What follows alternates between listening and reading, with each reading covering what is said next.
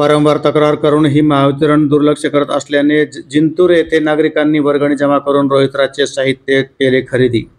महावितरणच्या गलथानपणाने गाठला कळस, नागरिकांनी स्वखर्चातून केले दुरुस्तीचे काम।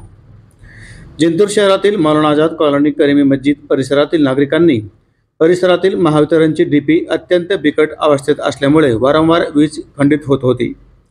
वारंवार संबंधित अधिकारी आणि कर्मचाऱ्यांकडे तक्रार करूनही कोणत्याही उपाययोजना करण्यात येत नाहीत। उलट सध्या महावितरणकडे रोहित्रासाठी लागणारे साहित्य उपलब्ध नसल्याचे कारण पुढे करण्यात आले आहे। यामध्ये डीपी दुरुस्ती होत नसल्यामुळे परिसरातील नागरिकांनी वर्गणी गोळा करून डीपीतील वायर, नवीन वस्तू, फ्यूजची दुरुस्ती करून घेतली आहे।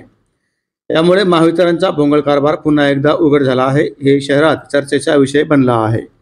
साल भर से पड़ेली थी, इसको कोई देखने को वारिस नहीं था। हमने 10 वक्त जाके बोले इंजीनियर को, इसको उसको लाइनमैनों ने बोला टेंडर दिया ला, सामान्य इसका कुछ नहीं क्या नहीं। फिर हमने मजबूर होके सब लोगों से, गरीबों से, इससे उससे हमने 100 रुपये वर्गनिक जमा करे। वर्गनिक जमा करके इसको 7,000 रुपये खर्चा आया इसको। हाँ, फिर लाइनमैन के हाथा पैरा पड़े, फिर लाइनमैन को बुलाए और ये काम करके लिए हमने। ये हाल है हमारे वार्ड का। हाँ, अब देखो क्या पोजीशन है इसकी।